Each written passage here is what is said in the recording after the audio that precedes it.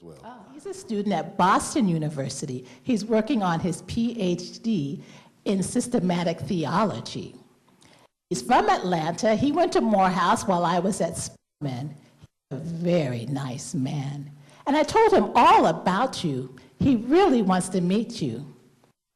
Oh, Mary, I just don't have time to meet anybody. No, that's all right. I don't want to meet him. Oh, but Coretta, he's going to be a Baptist minister.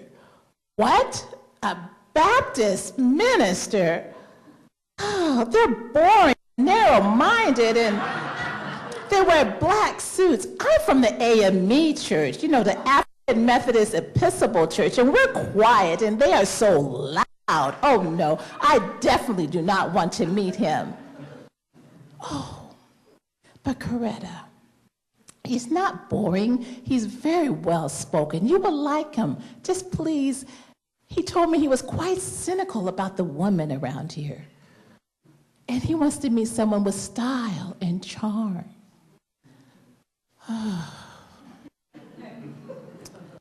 All right, you could give him my phone number. Well, a few hours later, ring, ring. Hello, this is Coretta Scott. Oh, Coretta, this is Martin Luther King Jr., and I've been wanting to meet you. A mutual friend has given me your phone number, and she has told me so many wonderful things about you. When can we meet? Well, I have a full schedule, but on Thursday, I have a couple hours between classes. Maybe we could meet for lunch. Oh, I would like to do that. It usually takes me about 10 minutes to get to the conservatory from Boston University. I'll get there in 7. All right. Well, that Thursday, I put on a powder blue wool suit, buttoned up my black jacket, and waited outside my dormitory. And there he comes on the street in a green 1951 Chevy. And I get into the car, and I'm thinking, he's a little bit short. He's a little bit young. Actually, I find out he's 2 years younger than me. No, yeah, 2 years older than him. Yes. But we went on and had lunch at this restaurant about 4 blocks away from the school.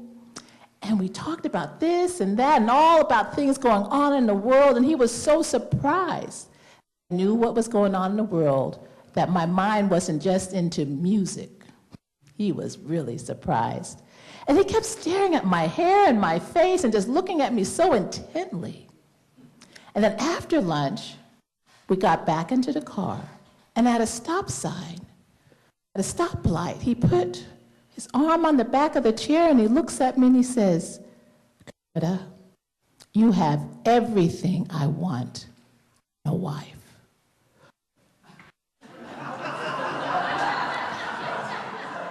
How can you say that? You just met me. Oh, I could tell. You got personality, character, intelligence, and beauty. When can I see you again? Well, I'll check my schedule. Just give me a call later on. And that night, I could hardly sleep. Here's this man talking to me about matrimony on our first date. Oh, music is my first love. This is the 1950s. A woman gets married, she becomes a housewife and has children. She doesn't have a career. Oh. And you know, I had looked at him intently, making sure that he wasn't joking when he was talking about matrimony. But no, he was very serious. Well, we went out again on Saturday, and that night afterwards, he talked about matrimony again. And we kept going out, go bowling, go roller skating. He's a really good dancer. Ooh, he could do the foxtrot and the waltz, and he could do the jitterbug too. He told me that once he becomes a minister, that he's going to have to give up dancing. He also told me that when he becomes a minister, he wants to be a minister in the South. That's where his people needed him the most. South. Oh, I could already feel the shackles of Jim Crow back around my ankles again. Oh. But my sister liked him. Everybody liked him. And I realized I could be out on the stage singing, but my life was more than just on the stage. I had to make a difference. That's what my father had taught us. That's what my teachers had all taught us. So I made a decision to fall in love with Martin Luther King, Jr.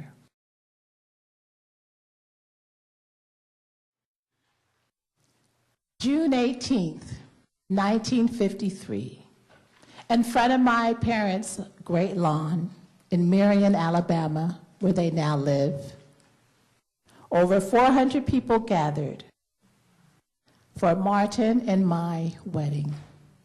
Daddy King, the name we called his father, he officiated. After that wedding, we went back up to Boston.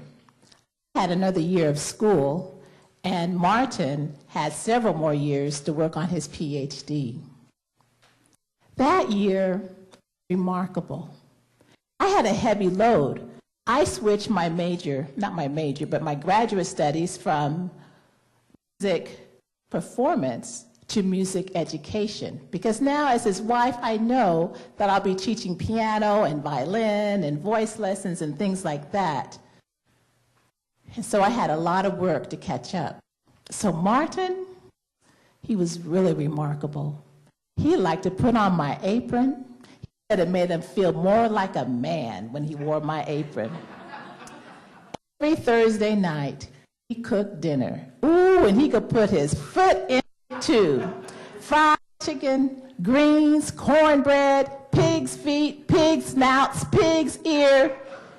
Ooh, he was a really good cook. And he did the laundry too.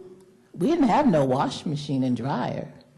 So he did the laundry. He did a lot of the chores that first year of our marriage until we got caught up with so much other things later on. I was hoping that we'd be able to be in the North for maybe a year or two so I could get my musical career off the ground. But even by January, 2 churches in the North called him, 2 churches in the South called him. A dean of a school wanted him. They wanted him to be a dean of another college, and then the 2 other colleges wanted him to teach, all in the North.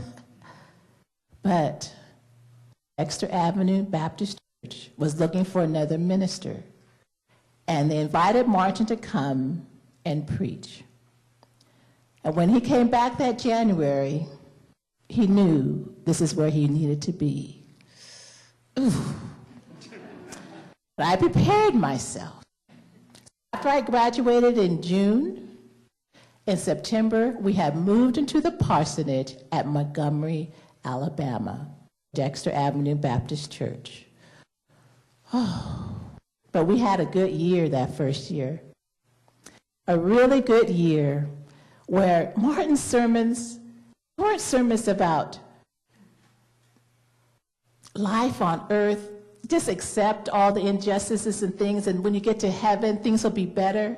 Oh, no, no, no, no, no, no. He was about social justice and how to prepare this middle-class congregation to take a stand. And we talked so much about Gandhi. Martin was always amazed that I knew about Gandhi. He said at Lincoln High and at Antioch College, we had Americans who had went over to India and met Gandhi and worked with him and came back and talked to us at Lincoln and at Antioch. Oh, I know all about Gandhi. In fact, I knew about Gandhi before he did. He didn't know about him until Crozer Seminary, when the president of Howard University came and gave a lecture about him. And then after that, he went and read every book he could find on Gandhi. Because by the year 1947, British left India alone because of what Gandhi had done. Nonviolence, civil disobedience. The British were brutal and oppressive, but there was not one shot fired when the British let go of that country. So my husband wanted to marry the works of Gandhi with the teachings of Jesus Christ to bless those who despitefully use you, to love them who are your enemies. And so we talked about that, and sometimes with his sermons he would say, Coretta, what should be my first point? We'd think about it and toss back different ideas. And I was always typing up his sermons, but before Sunday, he had it memorized. He'd be in that pulpit by memory, no paper in front of him. It was a great year. Then I became pregnant, had our baby Yolanda, November, and 3 weeks later, life totally changed. Rosa Parks, she got on that bus after work. When you get on the bus in Montgomery, you get up and you walk up the steps, you put your dime in, you step back down, you walk to the back, you go up the steps, and you sit in the colored section. Rosa Parks, she was right here behind the sign that says for coloreds only. There was someone here, a man here, and two other men here. And when the front started filling up with white people, and there was no more seats for this white man, not only did she have to get up, but everyone on that row had to get up too, according to the laws of segregation. And everybody else got up, and everybody in the back was saying, come on, Sister Rosa, come on, Mrs. Parks, get on up. But she refused. She was arrested, and when Martin got the call, he hesitated at first. It's like, is this what I should be doing? He was always questioning and wondering, is this the right thing, and this is the right motive? But it didn't take him too long. He was out there at the honky-tonks, and he was passing out flyers, and he was going all over the place, passing out flyers. Over a year before, Joanne Gibson, a black woman who was a professor at Alabama State, she had already written up how to have a boycott of the buses. So they used all the things that she had written, and they put it into plan. It was only going to be one day on that Monday. Oh, Martin and I got up at 5:30 on that Monday morning, and we had our coffee and our toast. We looked out the window. The bus was empty that stops by our house. And then the next one was empty, and the next one was empty. Then Martin went and drove around to see if all of them would be empty of black people, because if every 10 people on that bus, 7 would be black. But not that day. Maybe 1 or 2, but not that day. Oh, people got their mules out. Giddy up, going off to work. They got their horse and their buggy. Some got their bikes. It was just a most beautiful thing to see. Our people, dignified, unified, proud. It didn't matter what the things were being thrown at them from the white people, from their cars, but they were proud, and they were walking to work. Oh, it was the most amazing and glorious thing to see. Martin was making sure there was at least 2 mass meetings a week so that people could be inspired, because we wanted to make sure it was nonviolent. I had the little baby, so I couldn't do as much as I wanted to do, but I could cook for the meetings. I was able to answer the phone, and at nighttime we could not answer the phone because the violence and the hatred poured through the telephone made it really difficult for us to get our rest. But Martin, he continued to preach nonviolence. Even the day he had to run home because our house had been bombed. I was sitting on the couch with another woman by the name of Mary, and Martin always had someone with me when he was not at home in the evenings. And we were sitting there talking, and I heard a car out front. Something hit the side of our house, and it rolled on our porch. Bang! Before that bang went out, I said, Mary, let's get to the back. When we came back to the front, there was a hole in our front wall. The porch had been blown apart. The couch that we were sitting in was broken. The house was filled with smoke. We were fine. But the neighbors came with bats and broken bottles and guns and rifles, and they were ready to go and riot and find a white person. All before this, everything that Martin taught was a textbook. It was a sermon. But now that we've been bombed, what's he going to say? He came home and he told everybody to go home, put your weapons down. Do not hate these white brothers. Love every single one of them. Go home. And we moved into somebody else's house. Well, Daddy King, when he heard about what happened, and then my father, Obadiah Scott, what happened, they both drove to where we were staying at.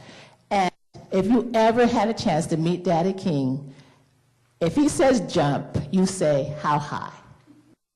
He has so much authority and power. And he was saying, correct, you must come home with me and bring the baby Yoki with me. And Martin, you need to stop being the president of the MIA, the Montgomery Improvement Association. You have to step down from that. You're going to have to come back, and you could be assistant pastor at Ebenezer, and we'll give you the same salary. He actually will give you even more of the salary. You must come back with me.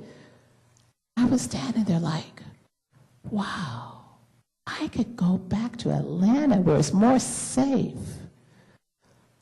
But no, I looked death, I looked violence in the eye that night, and I survived. And something inside of me made me realize that this is exactly where I needed to be. And Martin was next to me, and he was looking like a little scared schoolboy in front of his father. But he said no. And later that night, he called me his brave soldier. And he could not imagine me not being by his side.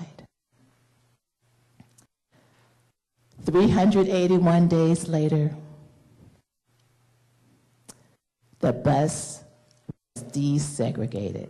The Supreme Court had gotten involved, and we were able to ride the bus. And when that bus stopped in front of our house, Martin got on, I got on, Rosa Parks, who had to run away from Montgomery because there were so many death threats on her. She and her husband and Ralph Abernathy, Edie Nixon, we all got on that bus, and that white bus driver said, oh, welcome, come on, it must be Dr. King. It was such a different spirit. Yes, and that was just the beginning.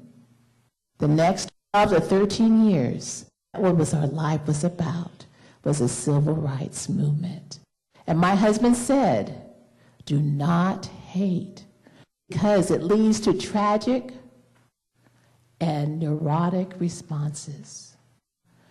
We must love. We must love our enemies, because love is the only thing that has redemptive power to transform those who hate us. And keep loving them, even though they're mistreating us. Because at some point, they're going to be a transition period. And they're going to feel guilt and shame about how they're treating you, and you're just treating them with love. And then they're going to mistreat you even worse. But then somehow they're going to be transformed, because there's power in love.